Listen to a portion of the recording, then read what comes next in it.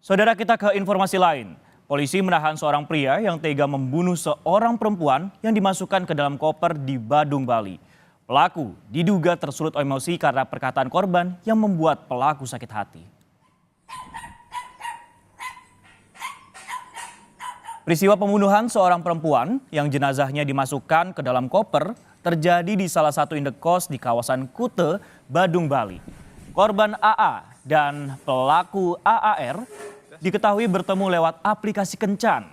Saat bertemu, pelaku merasa sakit hati atas kata-kata korban hingga membunuh korban dan memasukkan jenazah korban ke dalam koper, kemudian dibuang ke semak-semak di Jembatan Panjang, kawasan Jimbaran, Bali.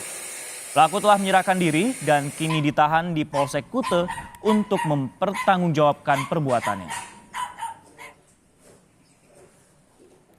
Kasus pembunuhan dengan modus memasukkan jenazah ke dalam koper kembali terjadi dan kali ini di Bali. Lalu bagaimana untuk pengungkapan dari kasus ini dan penanganan dari pihak kepolisian? Kita tanyakan pada jurnalis Kompas TV Ari Sianipar yang ada di Polsek Kute, Bali. Ari, selamat siang. Saat ini pelaku apakah sudah ditahan di Polsek Kute dan bagaimana kemudian kasus ini bisa terungkap hingga pelaku akhirnya ditahan? Baik, Francisco dan juga saudara, terkait dengan kasus pembunuhan yang dilakukan oleh salah satu pelaku berinisial AAR yang melakukan penganiayaan berat terhadap terhadap korban berinisial RA di Kute, Bali, diawali dari terungkapnya kasus tersebut dari laporan personel piket Polsek Kute yang mendatangi TKP pos di kos. Dan pendatangan TKP kos tersebut dikarenakan Polsek Kute mendapatkan laporan dari warga setempat dan juga diakhiri dengan laporan dari pelaku yang menyerahkan diri setelah melakukan aksinya. Dan saudara, tidak lama setelah pengejaran diketahui, pelaku sempat kembali ke TKP, namun karena ramai, pelaku kembali melarikan diri ke rumah kakak pelaku. Kemudian setelah pelaku bertemu dengan kakak pelaku, dan kakak pelaku juga menyuruh untuk menyerahkan diri, lalu pelaku diantar ke Polsek Kute untuk menyerahkan diri terkait perbuatan keji yang telah dilakukannya. Dan saat ini saudara, pelaku sudah ditahan di Polsek Kute dan sudah dimintai beberapa keterangan terkait apa saja yang sudah diperbuat dan apa saja kronologinya.